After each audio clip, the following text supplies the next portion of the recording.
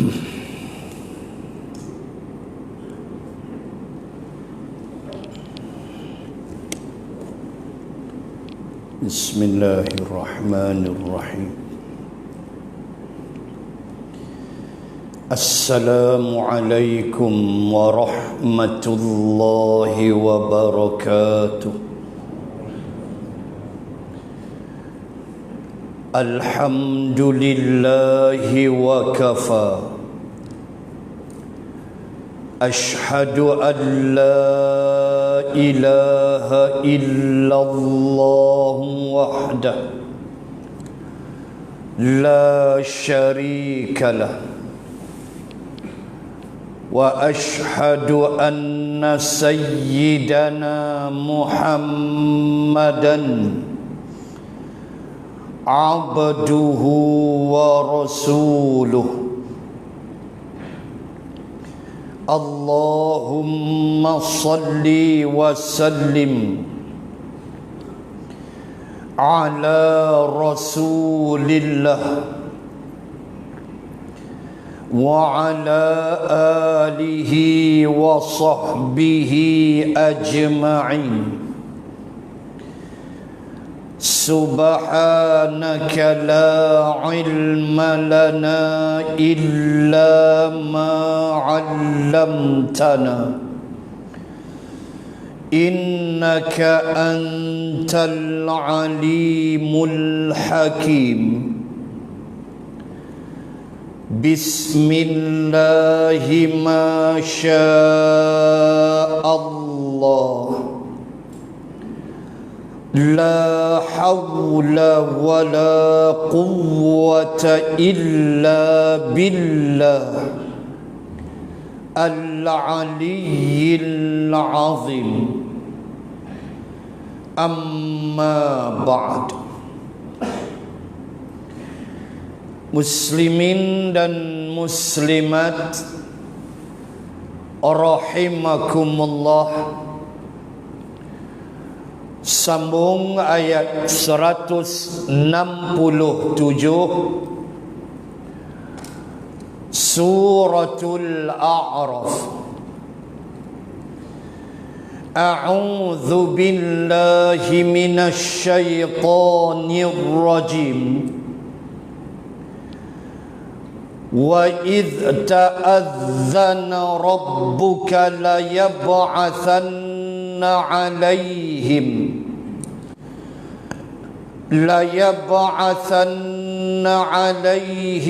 ila yaumil qiyamah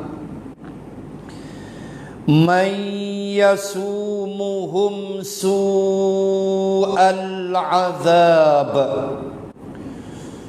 Inna rabbaka lasari'ul iqab wa innahu laghafurur rahim.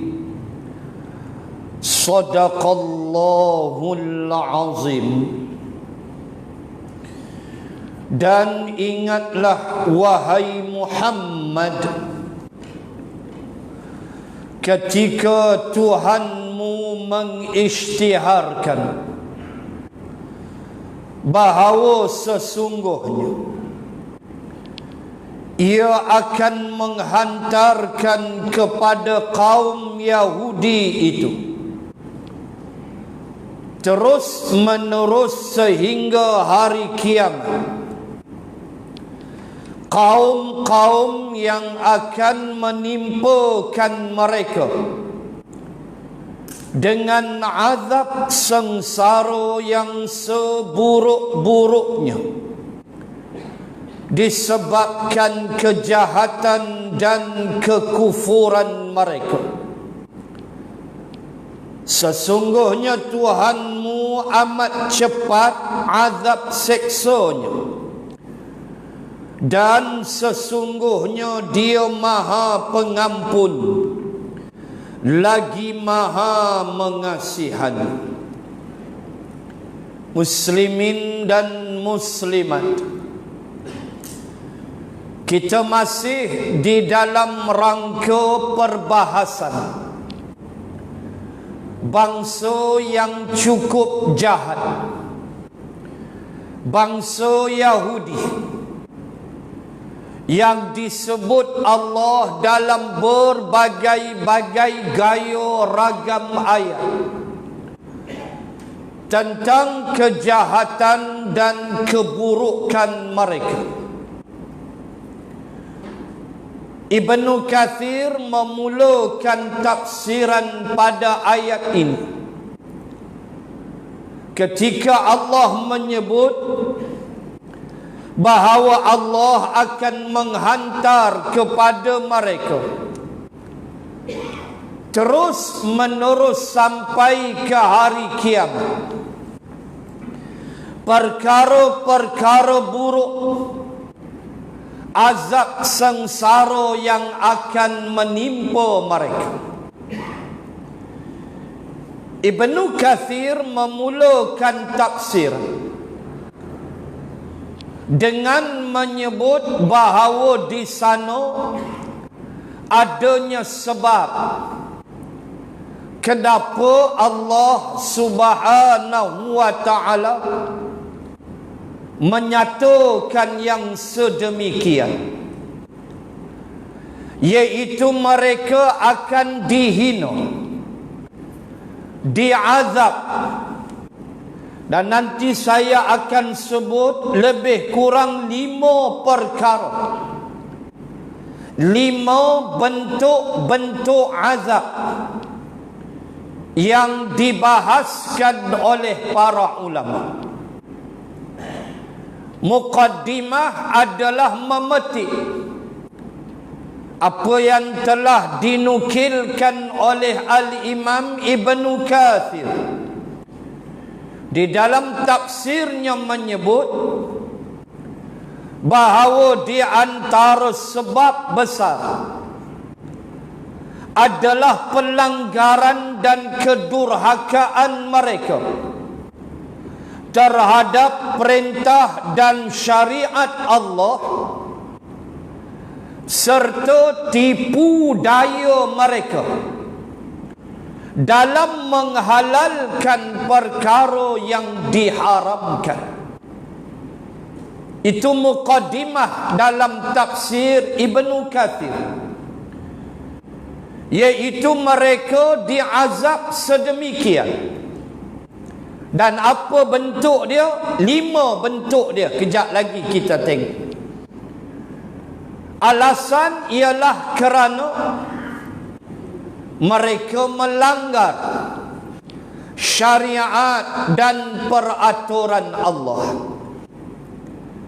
Dan mereka bukan sekadar melanggarnya, tetapi mereka mengadakan makar, tipu daya yang telah kita baca beberapa bulan yang lepas. Kalau bahasa nak sedap sikit, loya buruk. Tangkap ikan hari Sabtu. Tak, kami tak tangkap hari Sabtu. Kami pergi ke biara mengaji kitab, tapi pasang jaring hari Jumaat. Tak ke loya buruk. Pasang jaring hari Jumaat, hari Sabtu pergi kuliah, hari Ahad kutip ikan. Sama aja. Mereka pusing putar cerita. Mereka mengadakan tipu daya ketika mereka melanggar perintah-perintah Allah. Langgar perintah satu bab, cara langgar tu satu bab. Allahu Akbar. Dan kita dah baca bulan lepas ayat 60 Al-Maidah, bagaimana mereka dilaknat dan bagaimana Allah menukar mereka. Wal khanazir, menjadi babi, dan qiradah, menjadi kera. Tu kita dah baca bulan lepas. Malam ni Allah sambung lagi cerita.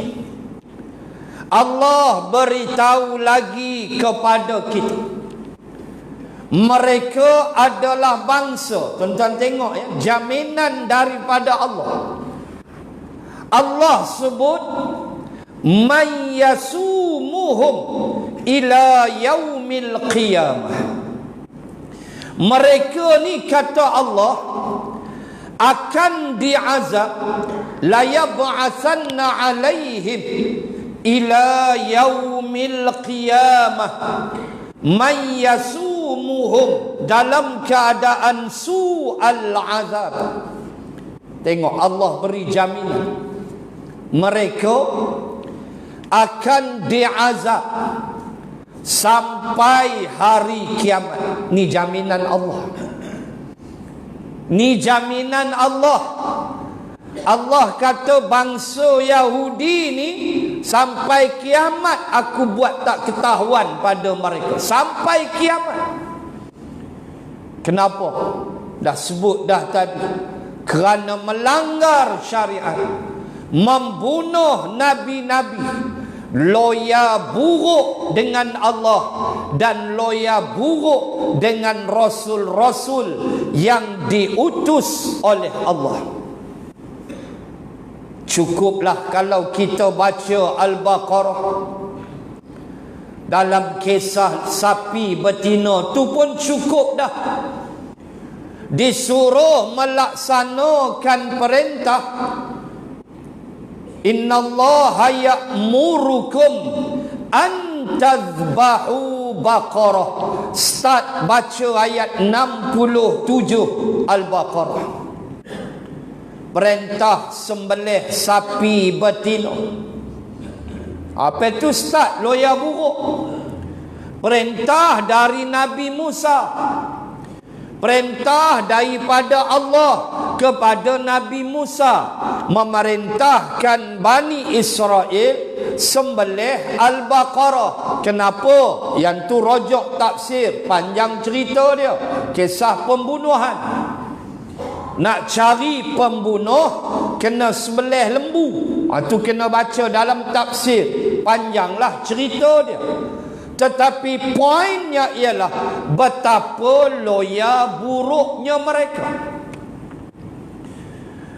Allahu Akbar. Tanya ke Nabi Musa, berapa usia lembu tu? La faridun wala bikr. Nabi Musa jawab, tua tidak, muda pun tidak. Awanum baina zalik, duk tengah-tengah umur. Tanya pula, ma launuha, warna apa? Punya loya buruk. Asal perintah cukup dah, cari sapi sembelih. Dak pi kona warna lah. Pi tanya pula lepas tu, taskil har, adakah lembu ini lembu yang membajak atau lembu yang dibiarkan? Lembu ni membajak di kawasan ladang ke apa ke? Tak disuruh benda macam tu ditanya. Tapi itulah Bani Israel. Sebab itu dalam Al-Baqarah ada satu ayat, Allah bagi peringat, ayat 100 lebih. Am turiduna an tas'alu rasulakum kama su'ila Musa min qabl. Allahu Akbar. Ayat 100 lebih, 105 ke 106, begitulah. Allah kata, am turiduna an tas'alu rasulakum kama su'ila Musa min qabl. Allah peringat kita. Allah tanya kita, am turidu, bahkan adakah kamu nak tiru perangai Bani Israel? Apa dia? Tas'alu rasulakum, kamu nak banyak sembang dengan Rasul kamu, kamu nak banyak tanya dengan Rasul kamu. Rasul kata haram-haramlah. Apa yang kamu nak banyak sembang sangat? Seperti mana kama su'ila Musa min qabl. Adakah kamu nak buat kama seperti mana su'ila Musa min qabl, seperti Bani Israel yang telah banyak bertanya kepada Nabi Musa. Lo ya buruk. Allah kata jangan. Nabi aku kata haram, haramlah. Nabi aku kata buat, buatlah. Nabi aku wafat, aku gantikan alim ulama, orang-orang yang cerdik dalam bab agama untuk memimpin kamu. Ikut. Kenapa perlu loya buruk?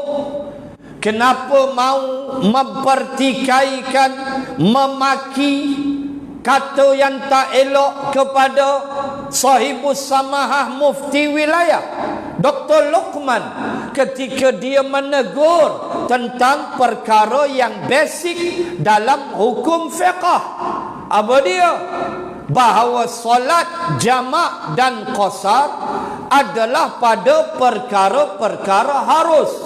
Lalu dia menegur, tuan-tuan pembaca Facebook, dia menegur dengan ilmu dia, bahawa tidak sah solat, kata dia, mereka yang jamak qasar nak pi tengok konsert jantan beromen atas pentas dulu.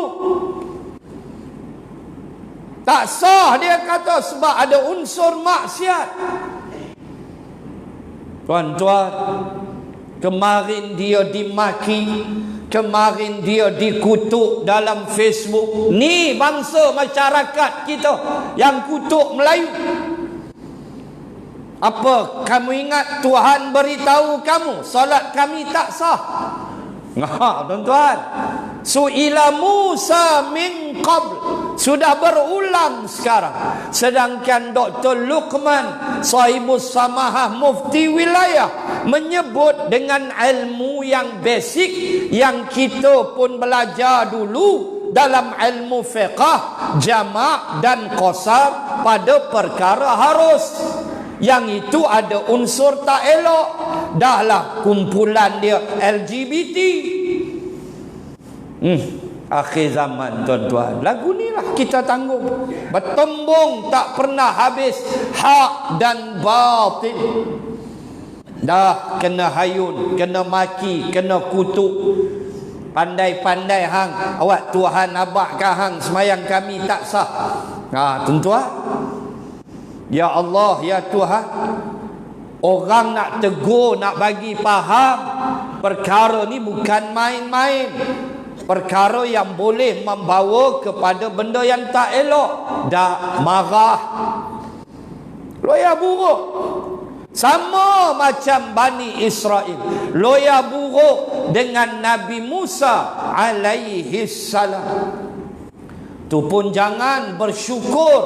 Ada yang bersyukur konsert jalan elok, bersyukur. Aduh, bersyukur atas perkara maksiat, entahlah, kita pun pening. Dengan penyanyi, dengan kumpulan yang confirm pelangi punya geng. Pelangi ni kira LGBT lah. Kalau di barat mereka pakai subang sebelah, itu geng homoseksual, pakai subang sebelah. Apa jangan duk rapat dengan dia. Dia tengok bagus misai sempoi punya pi. Kan jenis subang sebelah ni homoseksual kalau di barat. Begitu mereka, dia ada tanda dia dan lambang mereka pelangi. Tulis pula kemarin dalam Facebook, alangkah takutnya umat Muhammad kepada pelangi. Pula dah. Ya Allah, ya Tuhanku, kita cakap dengan ikhlas. Islam tidak pernah melarang kita berhibur, tapi dalam batas sempadan yang Islam izinkan. Panjanglah kalau kita nak sembang. Kalau saya cakap tak dengar, tak ada masalah. Tu Tok Mufti berautoriti, ilmu yang tinggi. tak mau dengar maki, hamun, kutuk, caci. Allahu Akbar tuan-tuan. Kita nak sebut bagaimana Allah peringat kamu jangan jadi macam tu. Seperti mana su'ila Musa min qabl, seperti mana Bani Israel buat loya buruk dengan Nabi Musa. Jangan, kata Allah, nanti Allah turunkan azab. Na'udzubillah. Na'udzubillah, jangan cabar Allah subhanahu wa ta'ala. Baik, bagaimana Allah ajar?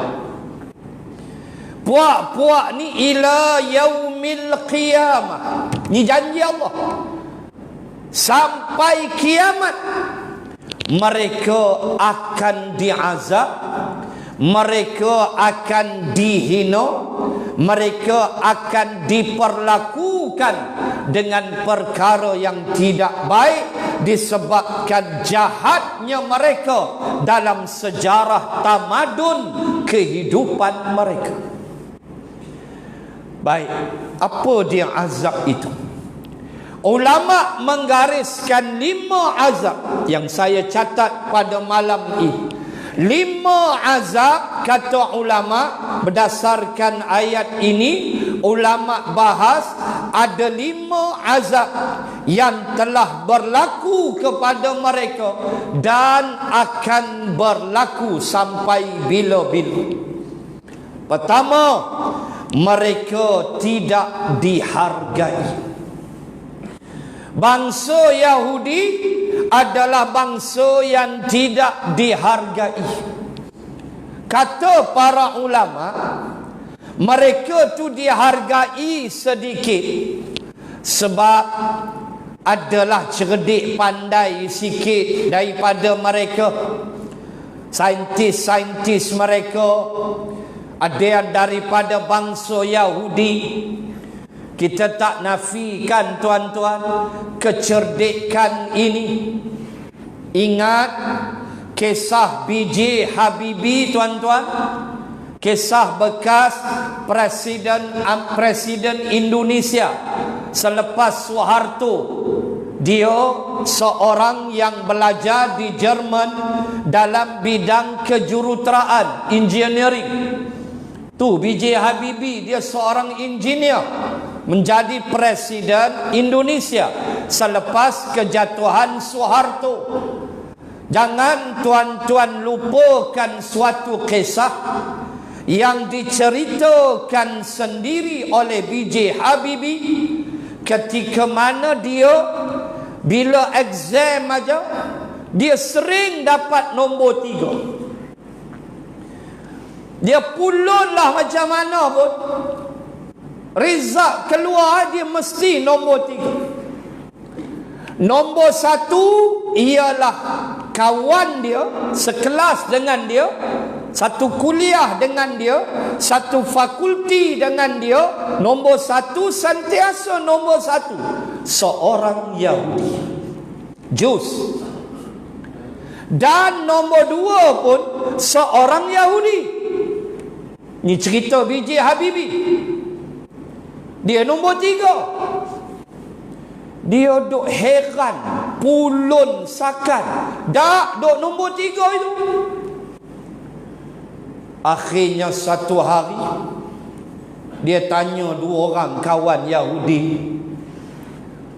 Dia kata, cuba beritahu aku, apa rahsia kamu? Ini cerita benar tuan-tuan. Apa rahsia kamu? Aku tak boleh beat kamu. Kamu aja 1-2 kamu sembang habis semua.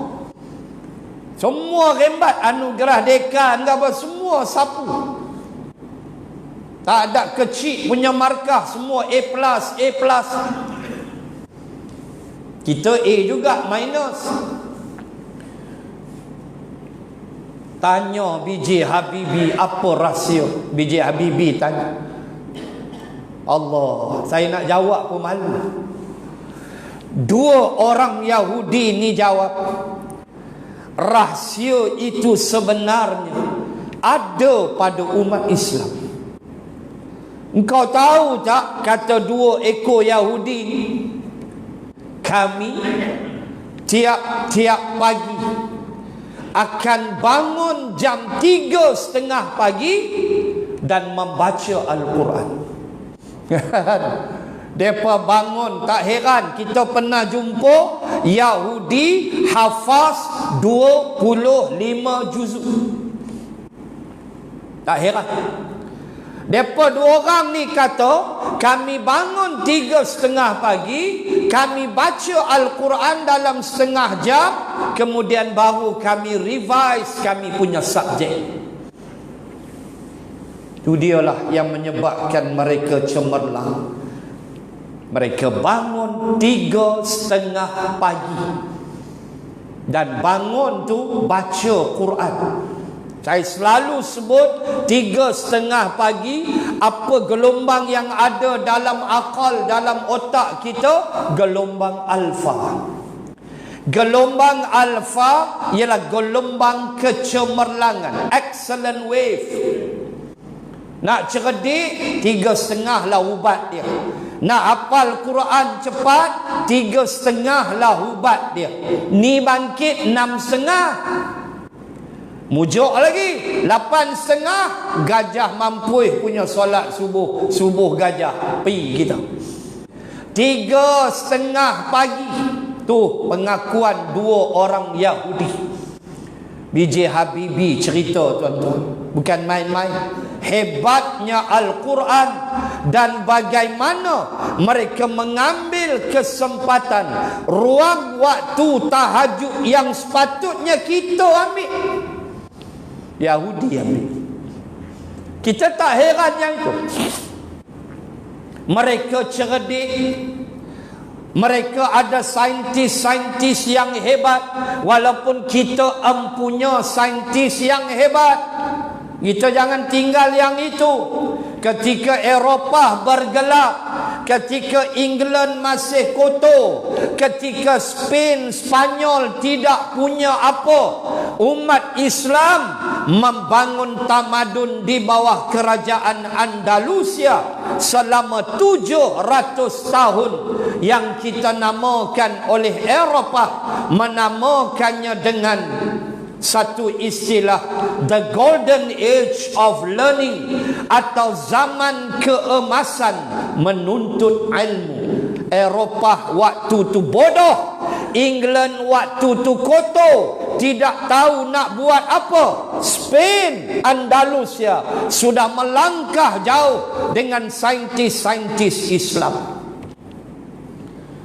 Tuan-tuan, kalau tengok bola sepak Spanyol, antara peminatnya Real Madrid lah.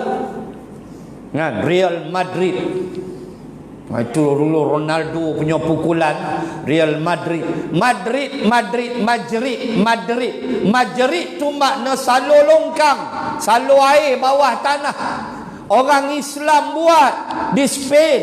Orang Islam menguasai Spanyol dan membina saluran air untuk melepaskan air yang kotor. Mereka bina longkang, buat, maka dinamakan Madrid. Itulah dia Real Madrid. Islam, tuan-tuan, oi, depa curi kebah ya. Allahu Akbar. Mereka bodoh, mereka tak punya apa. Mereka menulis surat.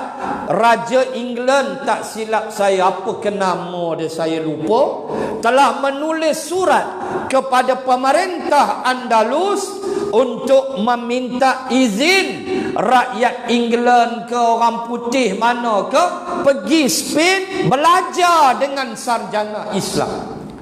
Dibalas surat Raja England ini oleh saintis Islam di Spanyol, dan kerajaan Andalus membalas surat dengan mengatakan, datanglah untuk mengambil ilmu daripada kami, dan kami nak beritahu kamu semua pembelajaran pelajaran kamu kami tanggung beres, free. Ya Allah, ya Tuhanku, hebatnya kita. Satu waktu dulu orang putih mai belajar free of charge, Andalusia tanggung, punya banyak duit. punya hebat. Dalam keadaan mereka datang belajar, akhirnya mereka mencuri teori-teori itu. Mereka ini Jus, mereka ini Yahudi, Isaac Newton. Mereka ini orang-orang yang berfikiran seperti itu. Mereka curilah formula-formula ini. Galileo Galilei, orang Itali, mencuri teori bumi berputar. Isaac Newton dengan graviti bumi tahun 1700 lebih. Sedangkan Andalus 1100. Bermula 700 Masihi, sampailah 1500, 1400 zaman kecemerlangan. Ketika Tariq bin Ziyad menawan Spain, menawan Andalus 711 Masihi.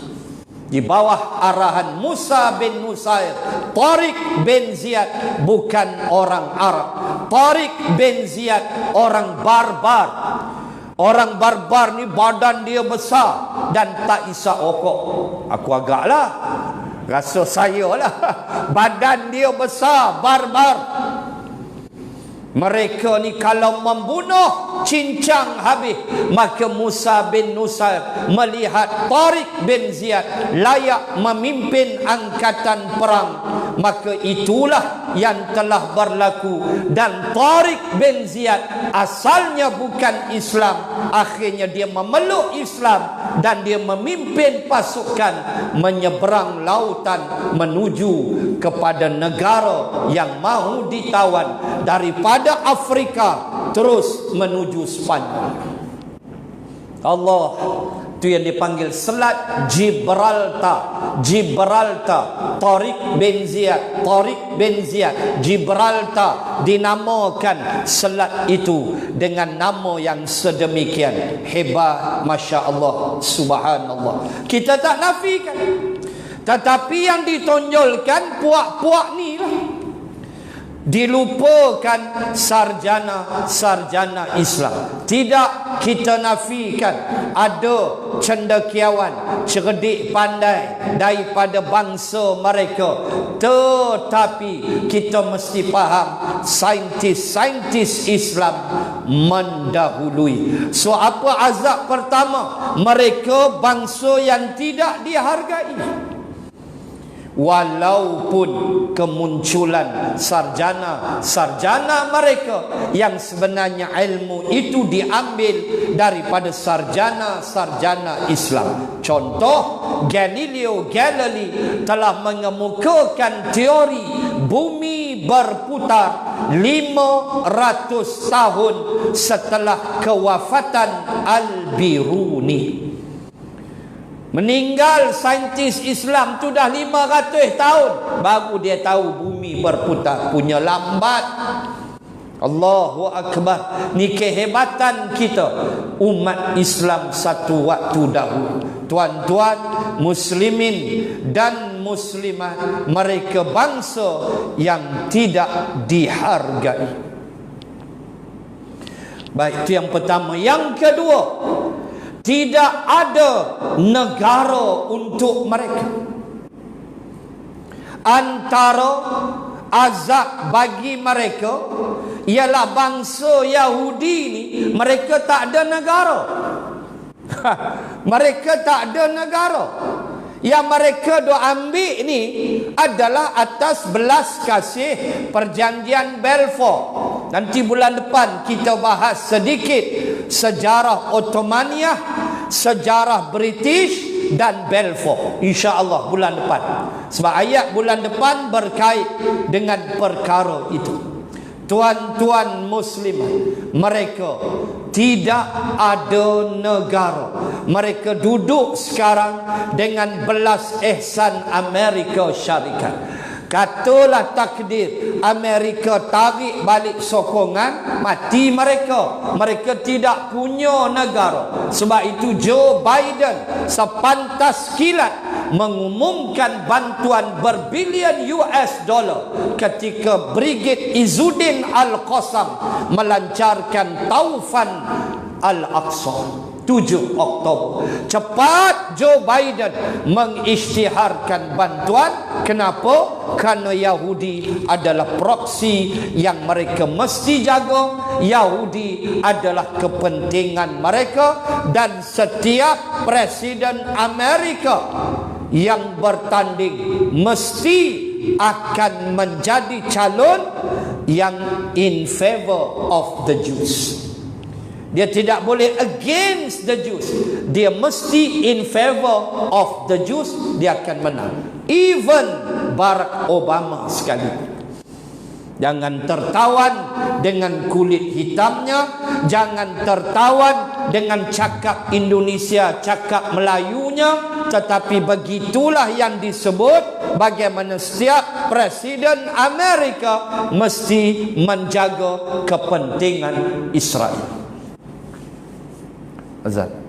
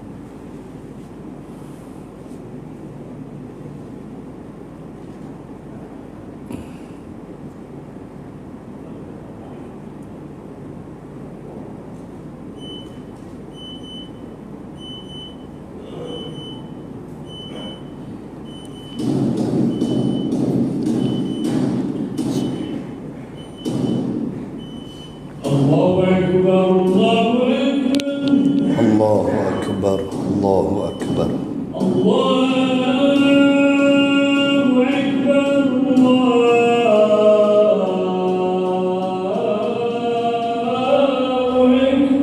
Allahu Akbar, Allahu Akbar.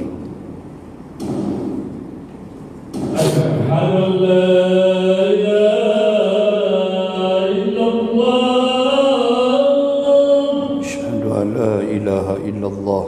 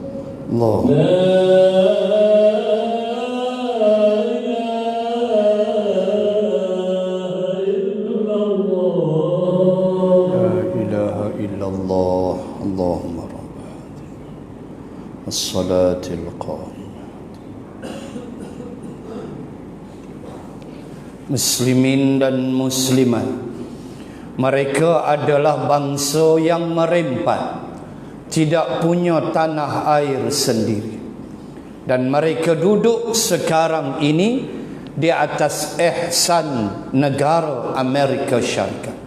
Dan nanti insya-Allah bulan depan kita akan melihat kaitan antara Ottomania, kerajaan British, dan juga perjanjian Balfour yang telah meragut segala-galanya, yang akan kita bincang bulan depan, kerana ayat bulan depan ada kaitan dengan perkara itu.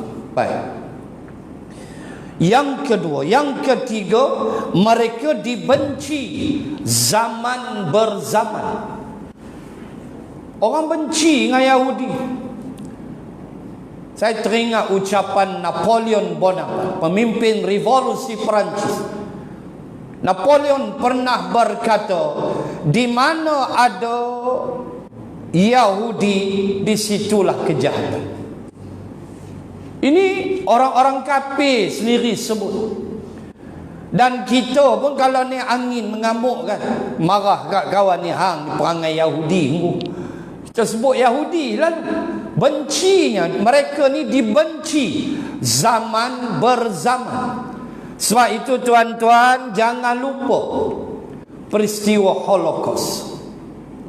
Peristiwa Holocaust ialah satu pembunuhan yang telah disusun oleh Adolf Hitler, pemimpin Nazi. Yang misai kontok tu, Adolf Hitler telah mengatur satu pembunuhan, membunuh orang-orang Yahudi yang disebut sebagai penyelesaian terakhir kepada masalah Yahudi. Ini dia punya moto. Sebelum nak bunuh tu, mereka masukkan dalam chamber, dalam satu sel, dalam satu chamber, dan mereka lepaskan macam apa nama ni, apa kita panggil, macam yang FRU lepaskan tu, gas pemedih mata, lebih kurang begitulah. Mereka lepaskan dan yang keluar adalah gas beracun dan mereka akan mati.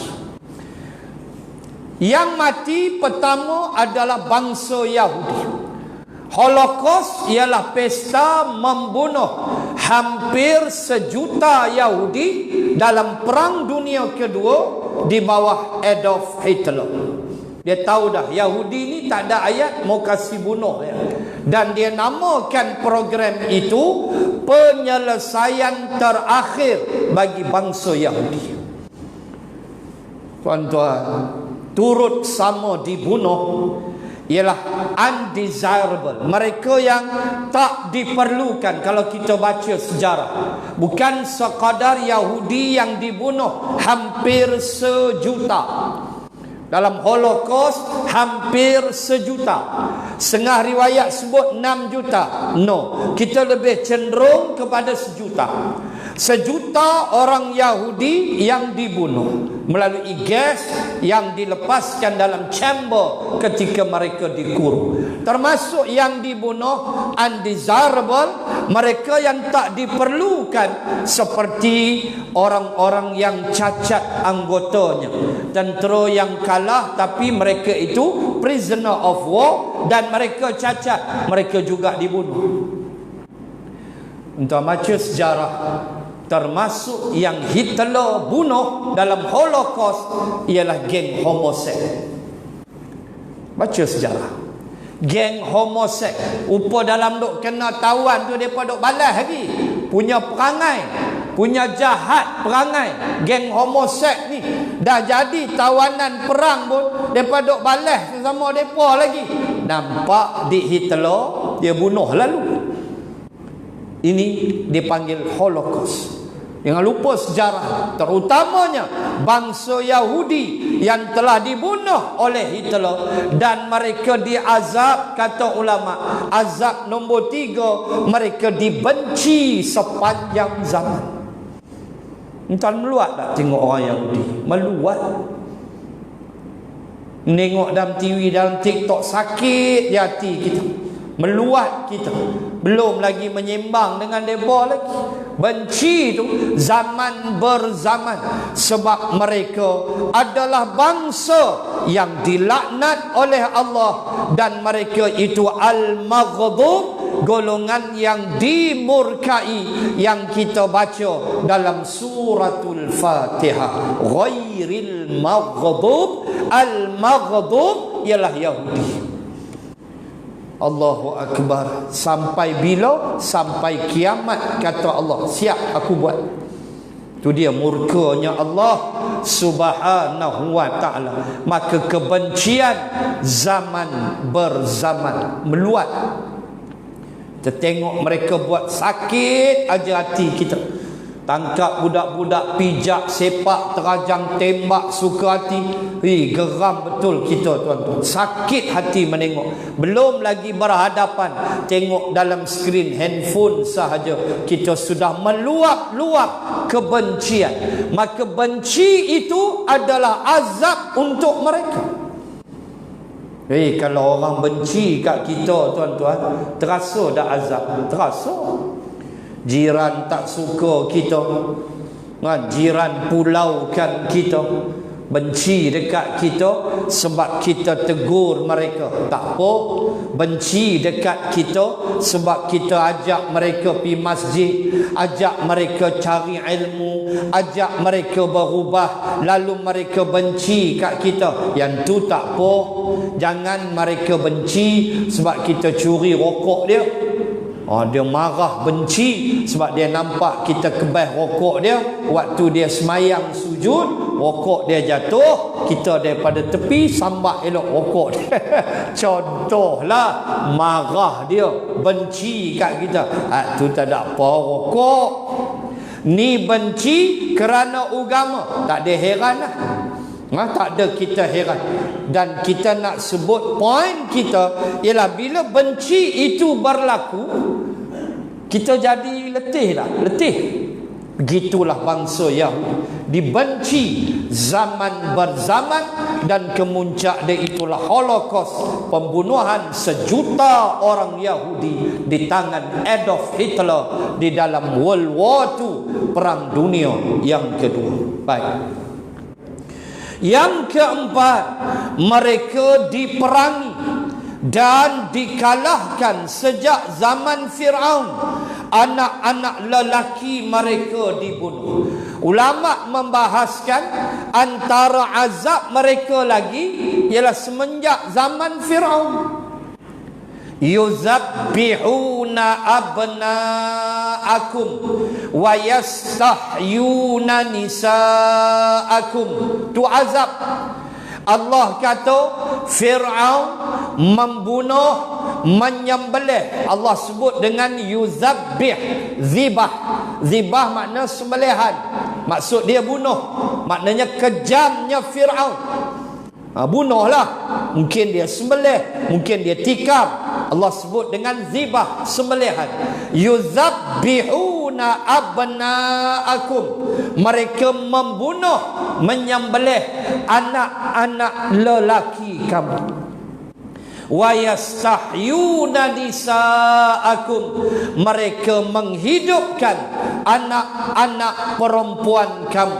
Anak-anak perempuan dibiarkan untuk menjadi tawanan dan untuk memuaskan nafsu-nafsu mereka.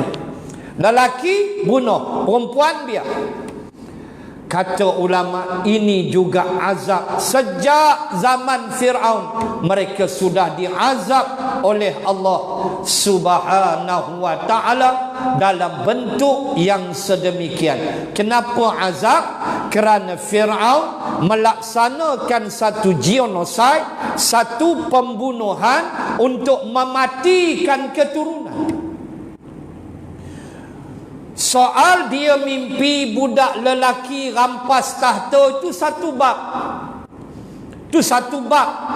Tetapi ulama membahas inilah genosid, inilah pembunuhan untuk mematikan keturunan. Sebab lelakilah yang mengeluarkan sperm keturunan itu. Maka bila dibunuh anak lelaki, makanya membunuh keturunan. Tidakkah itu azab? Ya, kata ulama. 4. Dan yang kelima, zaman Rasulullah sallallahu alaihi wasallam. Apa azab mereka? Mereka dulu sampai Yathrib, Nabi masih di Makkah. Yathrib akhirnya Madinah. Mereka dulu sampai Bani Qainuqa, Bani Quraizah, Bani An-Nadir. Mereka dulu duduk di Yathrib. Datang Rasulullah, tiba-tiba mereka kena halau keluar dari Madinah. Bayang azab tak azab. Kami sampai dulu, tapi kenapa? Disebabkan perangai kamu. Saya sering sebut, akhlak apa lagi yang kita nak describe akan batang tubuh Nabi sallallahu alaihi wasallam? Akhlak apa kita nak sembang Rasulullah? Tiba-tiba Nabi menghalau Yahudi keluar. Cu tuan-tuan fikir. Tentulah Yahudi jahat. Sebab Nabi akhlak dia tinggi. Takkan Nabi nak buat suka-suka hati. Nabi pula pemimpin negara yang bertanggungjawab kepada rakyatnya di Madinah. Tetapi apa Nabi buat? Get out. Halau keluar daripada bumi Madinah. Kenapa? Itulah jahatnya mereka. Itulah penyelewengan mereka. Qainuqa, Quraizah, Bani Nadir, sampai tahap komplot untuk membunuh Rasulullah. Itulah Bani Nadir bercadang nak bunuh Nabi. Jibril beritahu, apa salah Nabi kamu nak bunuh? Nabi jaga kamu dengan elok. Tetapi itulah Yahudi. Maka dihalau keluar. Lalu mereka pergi berhimpun di Khaybar. Kalah pula dalam perang Khaybar. Lalu bertaburan di atas muka bumi Allah. Dan insya-Allah bulan depan kita akan tengok ayat itu. Dan saya akan mula bahaskan sejarah itu insya-Allah. Dan kita tak boleh tinggalkan nanti kaitan dengan kerajaan Ottomania dan juga kerajaan Britain ataupun British United Kingdom yang cukup jahat memainkan peranannya pada waktu itu. Kita akan lihat sejarah itu pada bulan hadapan insya-Allah ta'ala. Maka ayat ini 167 ini memberi satu jaminan kepada kita. Apa dia? Yahudi takkan aman. Yahudi tak ada aman untuk mereka. Siapa jamin? Allah ila yaumil qiyamah. Sampai kiamat tidak ada keamanan untuk mereka. Mereka akan diperangi. Kalau kita nak patah balik sejarah zaman Nebukadnezar, apa semua ni, Babylon dan sebagainya. Zaman Nabi Sulaiman juga mereka dikalahkan. Zaman Saidina Umar juga mereka dikalahkan. Sehingga Umar berjaya mengambil semula Baitul Maqdis. Ini sejarah-sejarah yang telah berlalu. Dan Allah jamin ila yaumil qiyamah. Peganglah jaminan Allah. Cuma kita janganlah berhenti berdoa pula.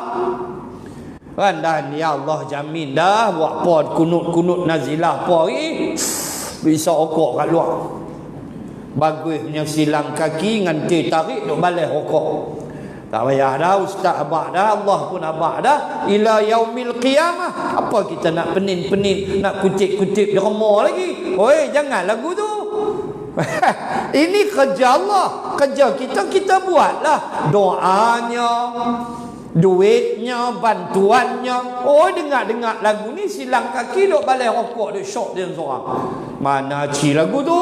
Tak mau. Tugas kita buat. At least kita ada jawapan dengan Allah pada hari kiamat. Walaupun kita tak sampai ke sana, tapi doa kita sampai. Keajaiban yang berlaku ketika minggu hari Sabtu malam 2-3 hari lepas, masjid kami, Masjid Andalusia, sambut 10 tahun karnival. Kami buat karnival. Dan antara yang kami panggil saudara Nadir yang mengaji di Universiti Islam Ghazah, yang berkahwin dengan seorang wanita Filistin. Dia orang kita, orang Malaysia. Cuma sekarang dia kata dia tak dapat balik ke Gaza sebab sempadan masih ditutup dan isteri dia, anak dia masih di sana. Dia kahwin dengan seorang perempuan Filistin yang suami dia telah dibom ketika menjaga terowong perbatasan. Suami dia telah dibom dan pejuang-pejuang yang selamat bawa beg plastik hitam, dalam tulah cebisan jasad suami kepada wanita ini, dan dia mengahwini perempuan ini dan dia kahwin dengan pakej 5 anak Arab. Ni dia cerita sendiri, 5 anak Arab, dan alhamdulillah dia kata saya dapat 3 lagi anak daripada saya, so ada 8 lah. Anak tiri dia ada 5, so anak betul dia 3. Tuan, nak sebut bagaimana mereka berada dalam satu keadaan yang diceritakan oleh Saudara Nadir, dalam keadaan pernah pejuang-pejuang Brigid Izzuddin Al-Qassam terperangkap di bawah terowong di bulan Ramadan, 51 hari sebelum Ramadan, kemudian melepasi Ramadan, mereka terperangkap dalam terowong yang mereka tak boleh keluar kerana dikawal oleh Israel, yang akhirnya mereka dapat keluar. Dan di dalam terowong itulah mereka hanya berbuka puasa dengan cebisan tamar, sebiji tamar cubit buka puasa, baki itu cubit pula makan sahur 51 hari. Boleh? Dengan muka-muka saya lagi tak boleh. Kita jawab dia meraung dalam terowong tu lapar. Nak nasi jenis kita kan, buka puasa mau nasi ayam tanam tak nampak duduk dalam. Brigid Al-Qassam makan cebisan buah kurma, sikit untuk sahur, sikit untuk mereka berbuka dengan air sejuk. Itulah yang ada ketika mereka terperangkap dan mereka diselamatkan oleh Allah. Itu keajaiban. Allahu Akbar. Dan malam tu kita lancar kutipan, bolehlah dekat 10,000 lebih. Alhamdulillah. Malam tu nak sebutnya tuan-tuan, kita rasa tak mampu, kita rasa tak layak, sudahlah kena hafal Quran. Nak jadi Brigid Izzuddin ni, Quran duk dalam kepala, nilam yakunil pun kelam, pakai tak dak pakai tak dak lah. Buh wasyamsi wa duhaha, jawab dia ha situ tak habis, tak jumpa jalan. Wal qamari ka wal qamaru kapi, pakai tak jumpa dah jenis kita. So hantar doa, hantar duit, hantarlah apa yang patut kita hantar, jangan hantar asap rokok tu ya. Marah duk balas lagi asap rokok. Tak mau macam tu, tak mau. Kita mesti memahami bahawa tugas kita terlalu besar, dan mereka sendiri, kata sahabat An-Nadir, mereka sendiri menyebut, komandan mereka Abu Ubaidah itu menyebut dalam satu ucapannya, negara yang mereka harapkan ialah Malaysia. Tu dia sebut sendiri, negara yang dia harap dengan bantuan yang hebat ialah negara kita Malaysia. Alhamdulillah. So jangan hampakan mereka, kita bantu dengan doa, dengan wang ringgit, dengan apa saja. Soal Allah, ini kerja Allah. Ila yaumil qiyamah, aku akan hina mereka sampai kiamat. Ini kerja Allah, ini hak Allah. Tugas kita sesama manusia membantu, menolong apa yang patut kita buat. InsyaAllah bulan depan ayat 168 saya akan baca sedikit sejarah yang berkaitan dengan ayat ini untuk kita meluaskan pandangan dan pemikiran kita betapa besarnya perjuangan ini dengan perjuangan yang menandakan kiamat itu semakin dekat dan semakin hampir. Kerana itulah yang Nabi sebut la taqumus sa'ah, kiamat tidak akan berlaku hatta sehinggalah yuqatilal muslimunal yahud, orang Islam dan berperang dengan orang Yahudi. Panjang hadis itu yang selalu kita bacakan. Semoga Allah merahmati kita, merahmati saudara-saudara kita di bumi Gaza yang walaupun sekarang gencatan senjata, pertukaran tawanan, tuan-tuan pun tengok kan dalam Facebook. Ya Allah, ya Tuhan, bagaimana akhlak yang ditunjukkan oleh tentera Brigade Al-Qassam ketika mereka menyimpan tawanan-tawanan perang. Mereka diberi makan yang baik, mereka diletakkan di bilik yang luas. Bagaimana tuan-tuan tengok dalam Facebook ketika berlaku pertukaran tawanan antara tentera Brigade Al-Qassam Hamas dengan Yahudi yang gencatan senjata 4 hari baru-baru ni. Bagaimana tawanan-tawanan Yahudi ketika naik kenderaan untuk pulang, mereka melambaikan tangan mengucapkan terima kasih kepada Brigade Al-Qassam. Tu akhlak Islam. Tu yang Nabi ajar. Walaupun mereka tawanan perang, mereka mesti diberi makan, mereka mesti ditempatkan di tempat yang baik. Tidak seperti tentera-tentera Yahudi yang sumbat masuk tawanan-tawanan orang Palestin dengan begitu sesak sekali. Makanan sepinggan makan 8 orang, sepinggan 8 orang makan. Ini dilaporkan. Tetapi tawanan Yahudi dilayan dengan baik, kerana itulah yang Rasulullah ajar kepada kita. Dan bagaimana mereka lambai tangan mengucapkan terima kasih. Tak ada muka masam, happy. Mereka tidak diusik, yang perempuan tidak dicabul, yang perempuan dijaga akhlak mereka. Dalam keadaan tentera tidak mengusik mereka, dan bila balik mereka melambaikan tangan dan mengucapkan terima kasih. Inilah akhlak yang dunia kena lihat. Inilah Islam.